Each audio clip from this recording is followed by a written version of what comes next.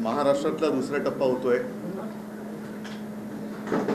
पूर्वी लहानपणी असं आपण सगळ्यांनीच ऐकलं असाल की भूताची भीती वाटल्यानंतर, रामाचा जप केल्यानंतर भूत पडायचे असं म्हणायचे।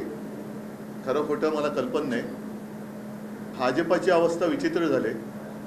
भाजपला पराभव समोर दिसायला लागल्यानंतर ते आता राम राम राम राम म्हणायला लागलेले आहेत।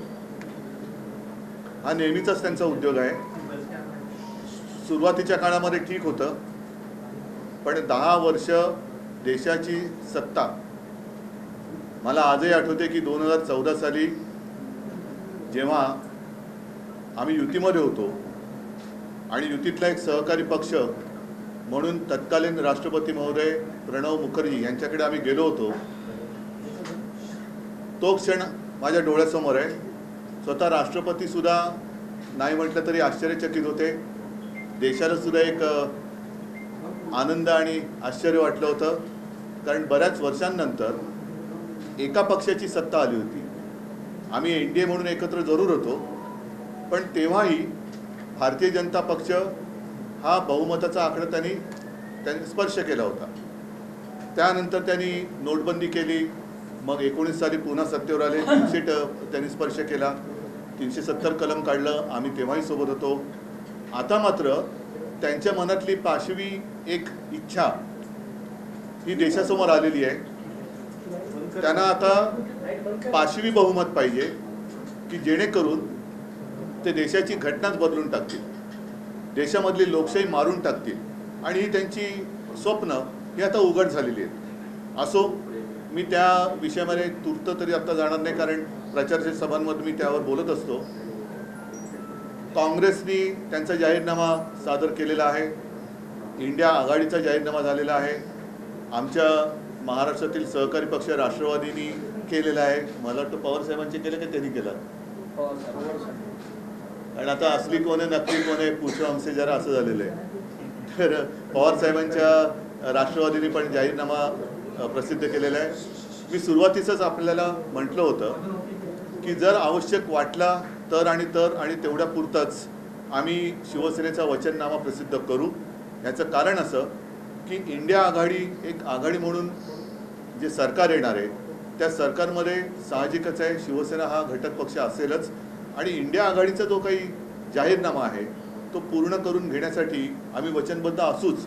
मात्र आज महाराष्ट्रासाठी ज्या काही गोष्टी आम्हाला प्राधान्याने वाटतात की या व्हायला पाहिजेत केंद्रात सरकार आल्यानंतर, त्या आम्ही शिवसेनेच्या वतीने वचननाम्याच्या माध्यमातून प्रकाशित करतो आहोत आणि त्या आपल्या माध्यमातून महाराष्ट्रातील जनतेच्या समोर ठेवत आहोत। दिवाकरजी रावते शिवसेना ज्येष्ठ नेते, त्यांना मी सांगतोय, नाही बसा बसा बसा, सुन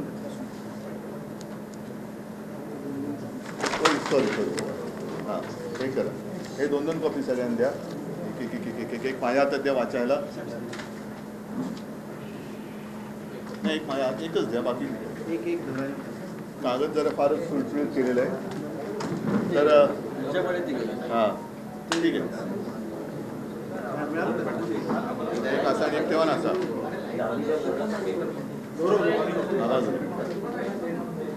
हा वचननामा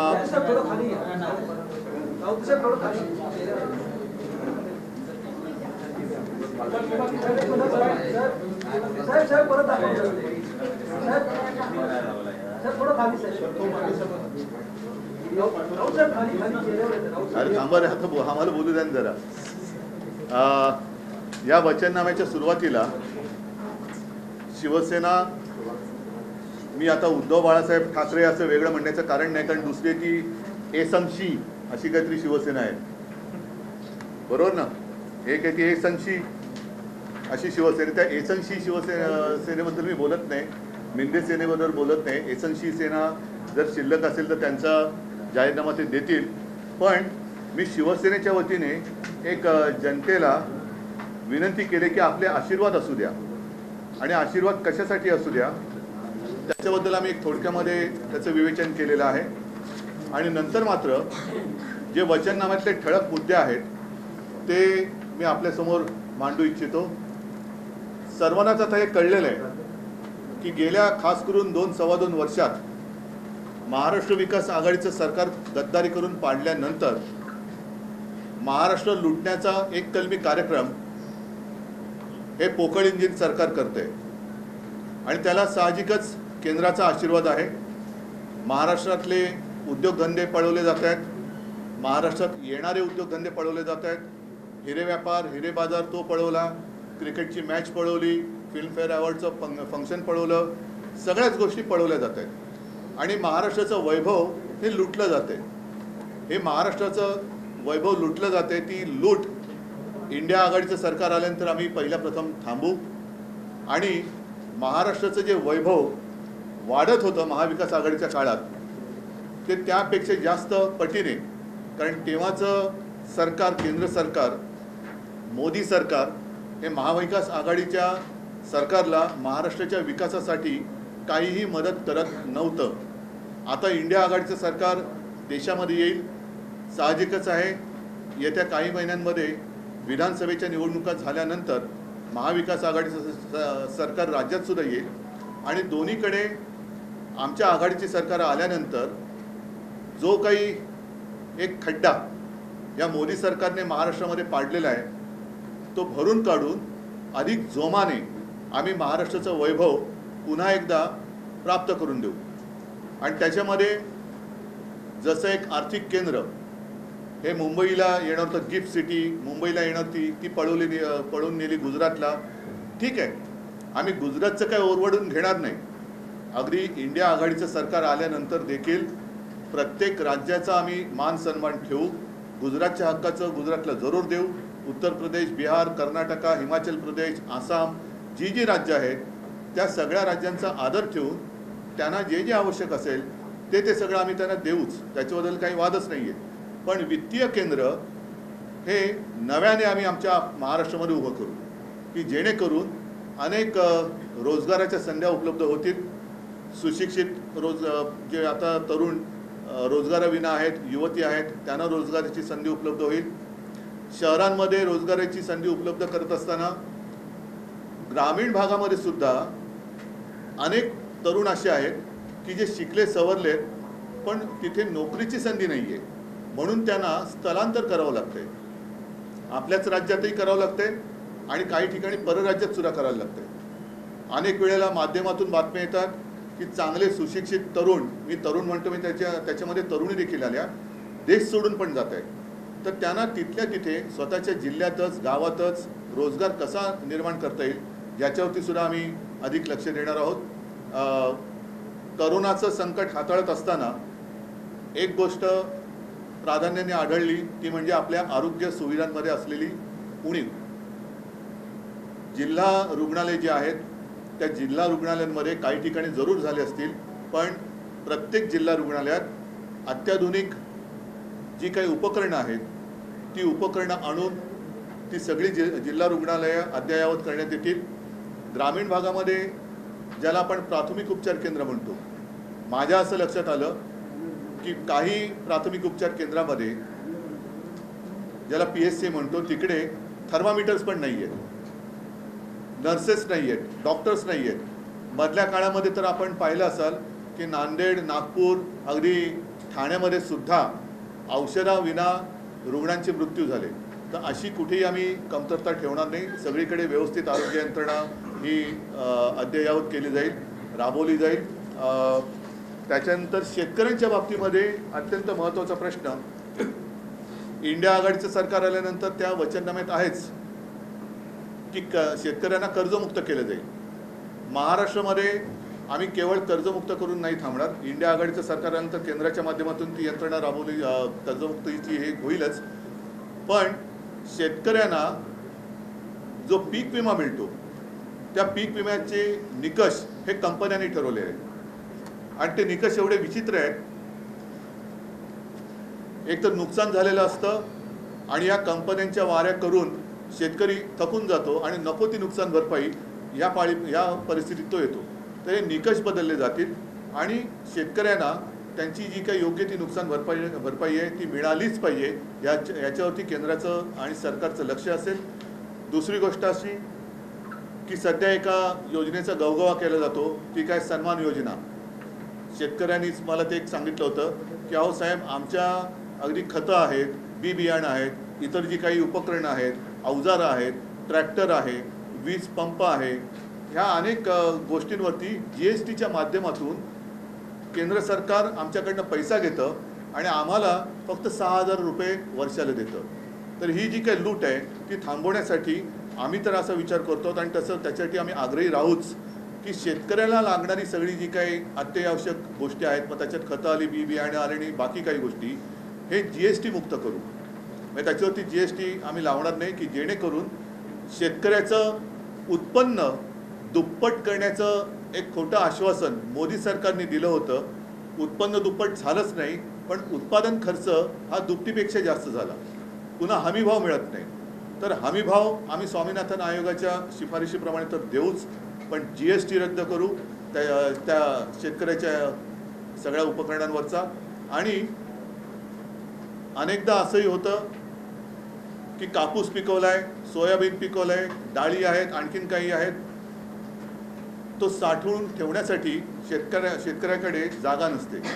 आम्ही शेतकऱ्यांना गोदामं बांधून देऊ, जिथे आवश्यक असेल तिकडे शीतगृह देऊ की जेणेकरून जोपर्यंत तो माल त्याचा विकला जात नाही तोपर्यंत त्याला त्याच्या घरामध्ये ठेवायला जर जागा नसेल तर तिकडे तो त्याच्या नावानेच तो ठेवू शकतो आणि जेव्हा जरूर वाटेल तेव्हा तो बाजारात तो आणू शकतो.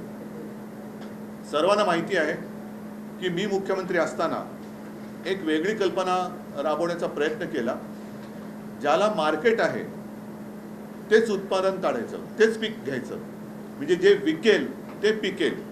आणि त्याच्यासाठी माझी एक कल्पना होती, कृषी खात्यामध्येच एक रिसर्च म्हणजे सर्वे करणारं केंद्र स्थापन करायचं की जगभरामध्ये पुढच्या वर्षी कशाला भाव आहे, कशाला डिमांड आहे, देशभरामध्ये कोणत्या पिकाला उद्या मागणी असणार आहे, आणि तसं शेतकऱ्याला एक मार्गदर्शन करून ते पीक घ्यायचं की जेणेकरून शेतकऱ्याला बाजारभाव नाही, हमीभाव नाही म्हणून कपाळावरती डोक्याला हात लावून बसण्याची वेळ येणार नाही. तर शेतकरी ज्याला उद्या ज्या मालाला मागणी आहे तेच पीक घेईल आणि त्याला हमखास भाव मिळेल, अशी सुद्धा आमची एक मांडणी आम्ही करणार आहोत की जेणेकरून शेतकरी हा कर्जमुक्त झाला पाहिजे.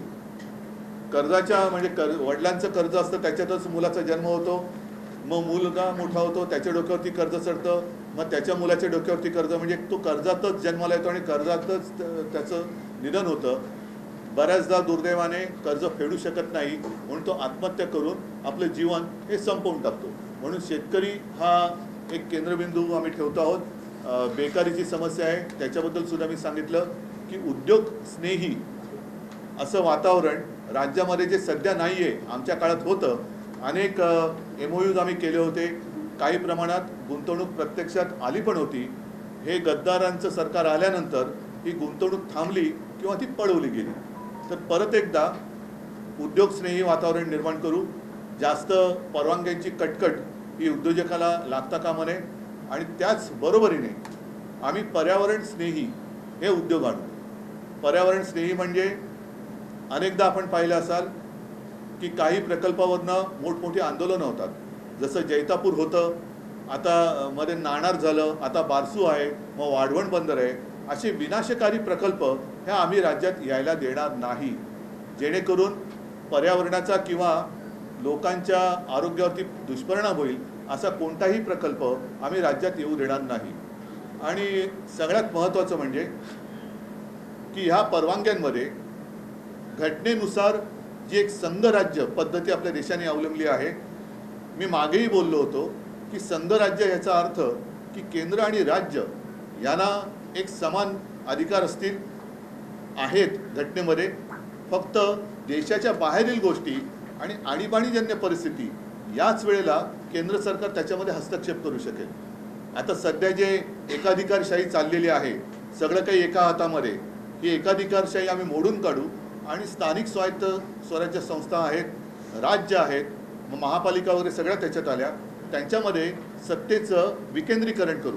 म्हणजे प्रत्येकाला त्यांचे जे काही अधिकार आहेत, कारण प्रत्येक ठिकाणी लोकप्रतिनिधी असतात, त्या लोकप्रतिनिधींना काही अधिकारच ठेवले नाही आणि सगळं काही मी आणि मीच असं होणार असेल तर ती हुकुमशाही असेल आणि ती हुकुमशाही मोडून काढण्यासाठी आम्ही या सत्तेचं विकेंद्रीकरण करू. त्याच्यानंतर आणखीन एक महत्त्वाचा प्रश्न तो म्हणजे सध्या कर दहशतवाद चाललेला आहे. वाटेल त्याच्यावरती धाडी तर पडतायत, राजकारण्यांवरती तर टाकतातच आहेत, पण व्यापाऱ्यांवरती पडतायत. त्याच्यामध्ये छोटे मोठे व्यापारी उद्योजक सगळेच हे बेजार झालेले आहेत. तर हा कर दहशतवाद जो आहे तो आम्ही थांबू. GSTमध्ये ज्या काही त्रासदायक अटीतटी शर्ती आहेत त्या आर्थिक सल्लागारांशी सल्ला मसलत करून, म्हणजे मध्यंतरी मी वाचलं होतं की ही मूळ सूचना ज्या विजय केळकर यांनी दिली होती त्यांचाच एक लेख आला होता. विजय केळकर हे आपल्या महाराष्ट्रात मधलेच आहेत, त्यांच्याशी पण सल्ला मसलत करू. आणखीन काही आर्थिक सल्लागार आहेत त्यांच्याबरोबर सल्ला मसलत करू आणि यातल्या त्रासदायक ज्या काही अटीतटी असतील त्या आम्ही पूर्णपणे काढून टाकू. एक आयुष्य सुखाने आणि समाधानाने आनंदाने जगता यावं या दृष्टीने आमचं इंडिया आघाडीचं सरकार हे कामकाज करेल. मग त्याच्यामध्ये महिलांसाठी सुद्धा इंडिया आघाडीच्या वचननाम्यात सुद्धा जाहीरनाम्यात सुद्धा विषय आहेत. तसंच याही वचननाम्यामध्ये आहेत की सरकारी नोकऱ्यांमध्ये 50% जागा या महिलांसाठी ठेवू. त्याच्यानंतर महिला सुरक्षितता असेल, युवकांसाठी आहे. अभिजात मराठी, मी तर सरळ सरळ सांगेन की महाराष्ट्राबद्दल आणि मराठी भाषेबद्दल केंद्राच्या मनात आकस आहे, म्हणून इतके वर्ष मागणी करूनही 10 वर्ष मोदी सरकारने मराठी भाषेला अभिजात भाषेचा दर्जा दिलेला नाही आहे. तर तो आम्ही नक्कीच मिळवून देऊ हे सुद्धा या निमित्ताने सांगतोय. आणि उद्योगधंदा सामाजिक सुरक्षा पण आहे, आर्थिक रचनेचं बद्दल सुद्धा केलेले आहे. सगळ्यात महत्त्वाचं म्हणजे जेव्हा राज्यामध्ये युती सरकार होतं त्या युती सरकारच्या काळात 5 जीवनावश्यक वस्तूंचे भाव आम्ही स्थिर ठेवले होते. आम्ही केंद्रामध्ये इंडिया आघाडीचं सरकार आल्यानंतर नक्कीच याबद्दल गंभीरतेने विचार करून 5 जीवनावश्यक वस्तूंचे भाव पुढील 5 वर्ष स्थिर कसे राहतील याच्याबद्दल आग्रही असू. कारण हे जर का नीट ठरवलं तो होऊ शकतं हे राज्य सरकारने तेव्हा दाखवून दिले. जर राज्य करू शकत असेल तर केंद्र का नाही करू शकणार. तर अशा ह्या ज्या मूलभूत गोष्टी आहेत म्हणजे बेरोजगारी आहे, शेतकरी आहे, महिला आहे, उद्योग आहे, आरोग्य आहे, याच्यावरती आम्ही इंडिया आघाडी सरकारमध्ये आग्रही राहू आणि ह्या गोष्टी आम्ही करून घेऊ. आणि परत एकदा सांगतो, संविधानाचं रक्षण करणं ही आमच्या सरकारची प्राथमिकता असेल. त्याचप्रमाणे महाराष्ट्रामध्ये महाराष्ट्राचं लुटलं जाणारं वैभव ही लूट थांबवून मराठी अस्मिता तिचा एक नाही म्हटलं तरी मी दरारा हा शब्द किती कोणाला परवडेल कल्पना नाही, पण त्या मराठी भाषेचं महाराष्ट्राचं वैभव आणि महत्त्व हे देशासाठी काय आहे हे आम्ही दाखवून देऊ. महाविकास आघाडीच्या 3 प्रमुख पक्षांनी 3 वेगवेगळे वचननामे असे जाहीरनामे ते प्रसिद्ध केलेले आहेत. महाविकास आघाडीमध्ये एकत्र एकजूट नाही आहे का? जाहीरनामा एक प्रसिद्ध करता का नाही आला महाविकास आघाडी? प्रत्येक जण प्रत्येकाचा वेगळा पक्ष आहे. आम्ही आघाडी केली म्हणजे पक्ष एकमेकात विलीन नाही केलेले. ज्या वेळेला आम्ही शिवसेना आणि भारतीय जनता पक्षाची युती होती त्याही वेळेला भाजपचा एक जाहीरनामा किंवा थापानामा वेगळा होता आणि आमचा वचननामा हा वेगळा होता. जातीय जनगणना संदर्भातला जो उल्लेख आहे तो तुमच्यामध्ये नाही. शरद पवार, मी तुम्हाला हेच सांगितलं की सगळ्यांमध्ये सगळे विषय हे प्रत्येकाने मग फक्त कव्हर बदलून छापलं असतं तर काय झालं असतं. आम्हाला ज्या काही गोष्टी अशा वाटल्या ज्या महाराष्ट्राच्या दृष्टीने महत्त्वाच्या आहेत याच्यामध्ये आरक्षणाच्या बाबतीत आम्ही म्हटलेलं आहे की 50% आरक्षण 50%च्या वरती जायचं असेल तर लोकसभेमध्ये ते मंजूर करावं लागतं. खरं म्हटलं तर आज बहुमत गेले 10 वर्ष मोदी सरकारकडे होतं आणि सगळ्यांनी त्यांना पाठिंबा दिला असता, पण दिल्ली सरकारचे अधिकार काढून घेण्यासाठी मोदी सरकारने कोर्टाच्या निर्णयाच्या विरोधात जाऊन ते मंजूर करून घेतलं. तसं आरक्षणाच्या बाबतीत त्यांनी जर का हा प्रस्ताव आणला असता तर आम्ही आमचा पाठिंबा दिला असता. त्याच्यामुळे मला असं वाटतं की काँग्रेसचा एक जाहीरनामा आहे, इंडिया आघाडी म्हणून आहे, प्रत्येक प्रादेशिक पक्षाचा एक जाहीरनामा आहे, तसाच आमचा सुद्धा आहे. आणि इतर गोष्टींना आता जसं ते धार्मिक मुद्द्यावरून आम्हाला शिकवत आहेत, आम्ही जय भवानी हा शब्द मी म्हटलं मी काढणार नाही, पण भाजप मात्र आता पराभवाच्या भीतीने राम राम राम राम करायला लागलेला आहे. मला असं वाटतं त्यांचं आम्ही जातो आमच्या गावा आमचा राम राम घ्यावा ही परिस्थिती आलेली आहे, म्हणून त्यांना ते करू द्या. सर, काँग्रेसचा आणि जो जाहीरनामा त्याच्यामध्ये त्यांनी युवकांना किती रोजगार देणार तसा आकडा दिला की 30 लाख युवकांना 10 लाख युवकांना. तुमच्या जाहीरनाम्यामध्ये आकडा नाही तुमच्या मी जाहीरनाम्यामध्ये. आकडा आहे, पण मी तुम्हाला काय म्हटलं की पहिल्यांदाच म्हटलं होतं, मग या 2 पानाचा का मी काढला? देशाची निवडणूक आहे आणि त्याच्यामध्ये आकडा काय आहे सांगा ना. 1 वर्षात 30 लाख सरकारी आणि सार्वजनिक क्षेत्रातील उपक्रमात नोकर भरती करून तरुणींना रोजगार उपलब्ध करून देणार. बरोबर आहे, पण त्या पलीकडे सांगतो की शेवटी आम्ही एकत्र तिकडे राज्यकारभार बघणार म्हटल्यानंतर साहजिकच आहे प्रत्येकाचे जाहीरनामे तेव्हा समोर ठेवून त्यानुसार वेगळे पण त्याच्यात काय जर असेल तर त्याच्यावरती तो पक्ष अधिक लक्ष देईल. नाहीतर एक सामूहिकपणाने जो इंडिया आघाडीचा वचननामा आहे किंवा जाहीरनामा आहे त्याच्यावरती आम्ही मिळून काम करू. महिला संदर्भात आपण सुरक्षे संदर्भात देखील या जाहीरनाम्यात म्हटलेलं आहे की HIV चॅट बोर्डसारख्या अत्याधुनिक तंत्रज्ञानाचा वापर केला जातो. तो नेमका कसा असणार आहे? तुम्ही मत द्या ना मग सांगतो. सर याच्यामध्ये हे म्हटलं की मराठी भाषेला अभिजात दर्जा देण्याचा प्रयत्न जो आहे तो देखील केला जाईल. हा मुद्दा जो आहे तो गेल्या अनेक वर्षापासून आहे आणि आम्हाला असं वाटलं होतं की जेव्हा आम्ही 2014 आणि 2019ला यांना पाठिंबा देऊन आमची जी आता फसगत झाल्याचं लक्षात आलं आहे, आम्हाला असं वाटलं होतं की आम्ही पाठिंबा दिल्यानंतर मोदी सरकार ते करेल, पण मोदी सरकारच्या मनात महाराष्ट्राबद्दल आणि मराठी भाषेबद्दल आणि भवानी मातेबद्दल सुद्धा आकस आहे हे आता दिसतंय. कारण मोदीजी इतर सगळ्या मंदिरात गेलेत पण अजून मला नाही वाटत तुळजाभवानीच्या मंदिरात कधी गेलेत. मी राम मंदिरात का गेलो नाही हे अमितच्या जाहीर सभेत विचारतात, तर मी आज जाहीरपणे विचारतोय मोदीजी किंवा शहा हे अजून माझ्या तुळजाभवानी मातेच्या मंदिरात का गेले नाही हा महाराष्ट्राच्या मनातील प्रश्न आहे. आणि मग त्यांनी मला प्रश्न विचारावा. आणि राम मंदिरामध्ये जेव्हा अयोध्येमध्ये हा सोहळा चालला होता तेव्हा तुमच्या सगळ्यांच्या साक्षीने मी नाशिकच्या काळाराम मंदिरात गेलो होतो, पण अद्याप परत एकदा सांगतो आता तर महाराष्ट्रामध्ये ते अनेकदा येत आहेत. मी काळाराम मंदिरात जाणार म्हटल्यानंतर घाईघाईने झाडू घेऊन मंदिरात पोचले होते, पण तसं तुळजाभवानीच्या मंदिरात मोदीजी किंवा शहाजी अद्याप आलेले नाही. पारसीविषयी आंदोलन वगैरे केले पण पर्यावरणाविषयीच्या जाहीरनाम्यामध्ये काही उल्लेख नाही. मी आत्ता बोललो ना तुम्हाला जे घातक प्रकल्प आहेत त्याच्याबद्दल आम्ही म्हटलेलंच आहे, दिले ना तो जे विनाशकारी प्रकल्प आहेत. प्रदूषण वगैरे पर्यावरणाचा मुद्दा इंडिया आघाडीच्या सरकारमध्ये पण आलेला आहे जाहीरनाम्यात आणि काँग्रेसच्या पण आलेला आहे. पण पर्यावरणाला घातक ठरणारे व विनाशकारी प्रकल्प म्हणून जनतेच्या मनात भीती निर्माण करणारे प्रकल्प नाकारण्याचा अधिकार राज्य सरकारला मिळवून देऊ.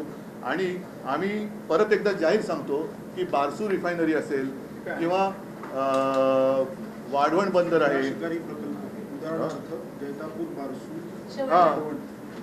विनाशकारी प्रकल्प उदाहरणार्थ जैतापूर बारसू वाढवण यासारखे पर्यावरण आणि जनजीवनास घातक ठरणारे प्रकल्प आम्ही महाराष्ट्रात येऊ देणार नाही. सर यापूर्वी आपण अनेकदा सैनिकांबद्दल उल्लेख केलेला आहे, सैनिकांच्या बद्दल उल्लेख केलेला आहे.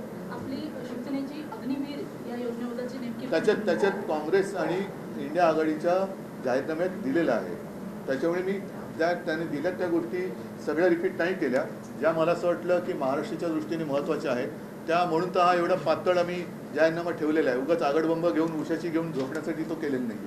पेट्रोलच्या दरासंदर्भामध्ये निर्माण होणार केंद्र सरकारच्या ज्या नवीन नोकऱ्या निर्माण होणार त्यामध्ये 50% महिलांसाठी राखीव नोकऱ्या त्याचा एक वेगळा परिणाम होतो. 50% वाईट का मग चांगले की वाईट परिणाम याच्यामध्ये नोकर भरतीवरती परिणाम होतो. हो पण चांगले की वाईट आहे? महिलांसाठी चांगले. हो पण महिला घराचा आधारच असते, महिला घराचा आधारच असते. त्याच्यामुळे महिलांना नोकऱ्या दिल्या तर वाईट काय? उद्धवजी पेट्रोलच्या दरासंदर्भात तुम्ही सांगितलेलं आहे, मात्र पेट्रोलचे दर जेव्हा केंद्र सरकारने कमी केले त्यानंतर राज्यांना कमी करण्यासाठी सांगितलं होतं, मात्र महाराष्ट्राने केलं नाही अशी एक टीका वारंवार होताना पाहायला मिळते. आता त्यावेळेला जी परिस्थिती होती केंद्राने कमी केले, पण केंद्राने किती कमी केले होते? त्या बदल्यामध्ये केंद्रामध्ये बाकीच्या वेळेला त्यांनी जे काही कमावलेले होते तसे काय राज्यांनी कमावलेले नव्हते. कुठल्या बाबतीत कुठले म्हणजे इतर ज्या कराच्या बाबतीतून पेट्रोलच्या माध्यमातून जेव्हा आंतरराष्ट्रीय मार्केटमध्ये पेट्रोलचे दर कमी होते त्याही वेळेला केंद्र सरकारने चढ्या भावानेच पेट्रोल राज्यांना दिलं होतं. आज काँग्रेसचे नेते सांगलीमध्ये प्रचारासाठी गेले होते. नाना पटोले असं म्हणतात ज्यांनी सांगलीला दृष्ट लावली त्यांची मी दृष्ट उतरवणार, अशा प्रकारे नाना पटोलेंनी वक्तव्य. म्हणजे त्यांनी हा अप्रत्यक्ष त्यांनी बंडखोरी केलेला नाही इशारा आहे. चला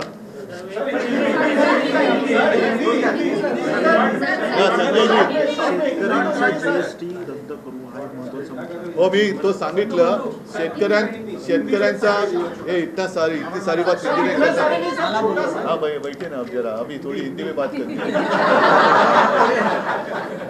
ऐका शेतकऱ्यांसाठी जे मी पुन्हा एकदा त्याचा पुनरुच्चार करतो की शेतकऱ्यांना GSTच्या माध्यमातून जी पिळवणूक होते आणि उपकार केल्यासारखं त्यांना 6,000 रुपये दिले जातात, तर ही शेतकऱ्यांची GSTच्या माध्यमातून होणारी पिळवणूक आम्ही थांबवू. सांगलीच्या जागेवरून विश्वजित कदमांनी सांगितलं मला सांगलीचा विषय जाहीरनाम्यात नाहीये. सांगलीची जागा आमचे महाविकास आघाडीचे चंद्रहार पाटील प्रचंड बहुमताने जिंकणारच. सर, हिंदी में जानना चाहेंगे, आज आपने अपना वचन पत्र जारी किया है, महाविकास आघाड़ी के स्टेट विघटन दल है, अलग अलग अपने मैनिफेस्टो जारी कर रहे हैं. आज आपने अपने मैनिफेस्टो को वचन पत्र का नाम दिया है, क्या कहना चाहेंगे सर? मैं किस पर बात करूं? अलग अलग विचार वचन पत्र पे करूं? नहीं, अलग अलग आपने अपने मैनिफेस्टो में जो बातें कही, जब हमारा गठबंधन भाजपा के साथ था तब भी हमारा वचन पत्र अलग ही हुआ करता था, और भाजपा का जो तला काय मराठीत थापानामा जो है, हाँ और क्या कह सकता हूँ, क्योंकि सब जुमला पत्र, हाँ जुमला पत्र अच्छा नाम है. भाजपा का जुमला पत्र अलग होता था और हमारा वचन पत्र अलग होता था. तो इसी प्रकार से अब कांग्रेस का भी वचन पत्र मैं कहता हूँ, इंडिया का वचन पत्र, खास कर शिवसेना का, हम अपने अपने नज़रिया से सरकार कैसी चलनी चाहिए. और इसलिए मैं कहता हूँ कि अब वो दिन गए जब हमें लगता था कि देश को एक ही नेता होना चाहिए, लेकिन एक नेता का मतलब तानाशाह नहीं. अब जो दिखाई दे रहा है, अपना देश तानाशाही की ओर कोई ले जा रहा है, और तानाशाही को अभी ख़त्म करने का अवसर मिला है, मौका है.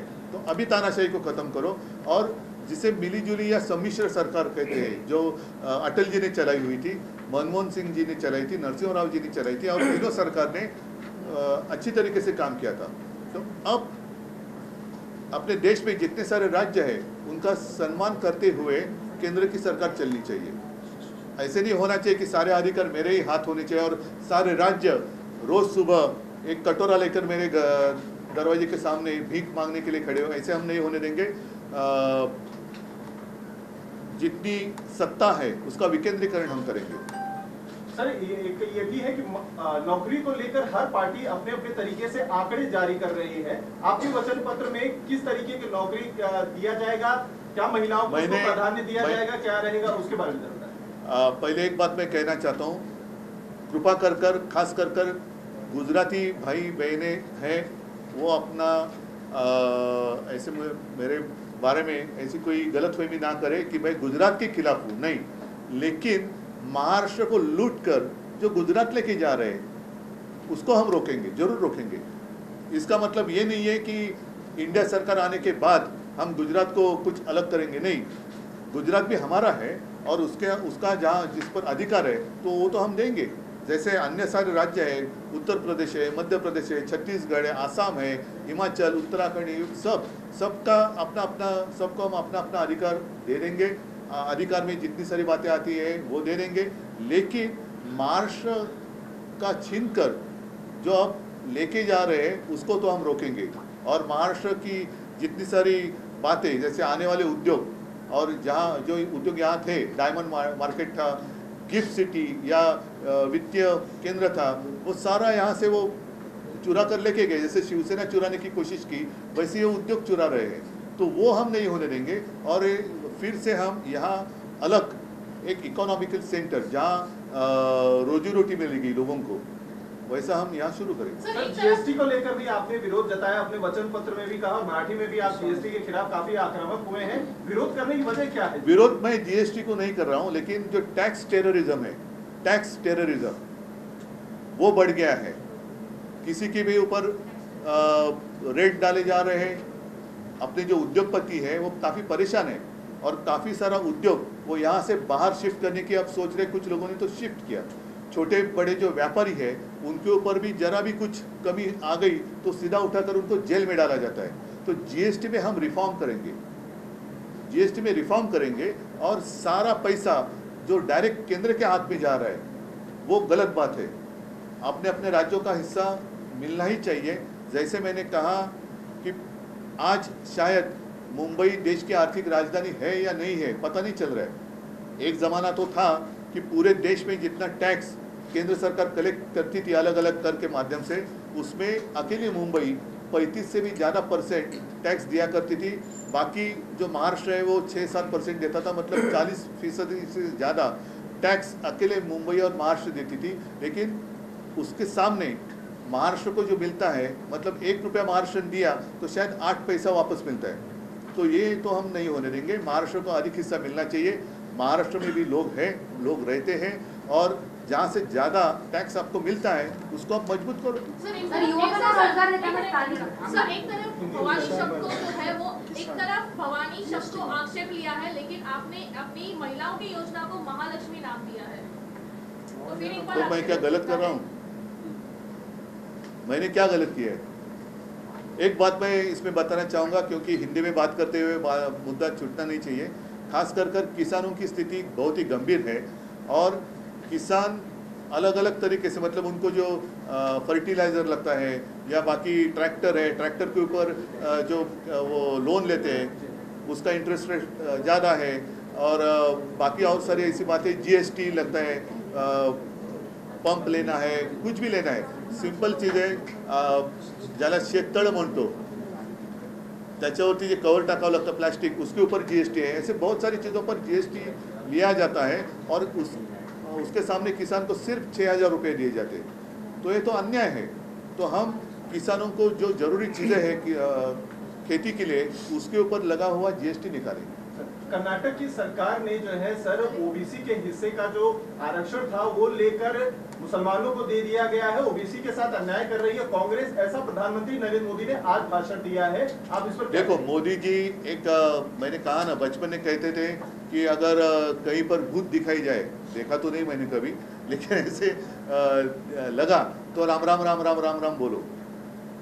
तो अभी बीजेपी को सामने डिफीट दिखाई दे रहा है, वो हारने वाले हैं, इसलिए वो अभी राम राम राम राम राम राम करने वाले हैं। तो कुछ भी मुद्दा उछल रहे हैं, वो प्रधानमंत्री एक अपना एक गरिमा होती है और एक लेवल होती है, उसको छोड़कर बातें कर रहे हैं। जैसे उन्होंने हमारी शिवसेना को नकली सेना कहा, ये प्रधानमंत्री को शोभा नहीं देता।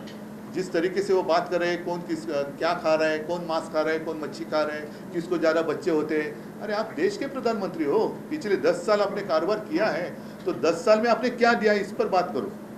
तो वो नहीं कर रहे, फिर से वो दोबारा वही बात, वही रिकॉर्ड, जो एक ग्रामोफोन हुआ करता था और रिकॉर्ड अटकती थी, तो उनकी रिकॉर्ड वहीं पर अटकी है। सर वो तो कह रहे हैं कि जो कांग्रेस का मैनिफेस्टो है उसमें ये कहा गया है कि जिसके पास ज्यादा संपत्ति होगी वो संपत्ति लेकर मोदी जी ने को जो है बांट दिया जाएगा। मोदी जी ने कहीं से वो ट्रांसलेशन किया होगा तो उसमें उनको दिखाई दिया होगा, मुझे तो वो दिखाई नहीं दिया। और भाजपा क्या, कांग्रेस क्या करेगी, ये क्या करेगी, वो छोड़ो। आपने क्या किया, जैसे अभी आपने कहा कि जय भवानी शब्द पर उन्होंने आक्षेप ले लिया, लेकिन वो तो खुलेआम राम का प्रचार कर रहे हैं, और आज तक कभी भवानी माता के मंदिर में भी नहीं गए हमारे, तो क्यों महाराष्ट्र में आते हो? भवानी माता का आशीर्वाद आज तक 10 साल में आपको समय नहीं मिला भवानी माता के दर्शन करने के लिए? भवानी माता का जो दर्शन 10 साल नहीं कर सकते हैं, वो महाराष्ट्र को क्या नहीं देते? उद्धव जी, आपने कहा कि महाराष्ट्र में पर्यावरण महाविकास आघाडीच्या काळामध्ये देवेंद्र फडणवीस असतील, गिरीश महाजन असतील, आशिष शेलार आणि रवींद्र त्यांचा जाहीरनाम्यात उल्लेख नाही आहे. चला.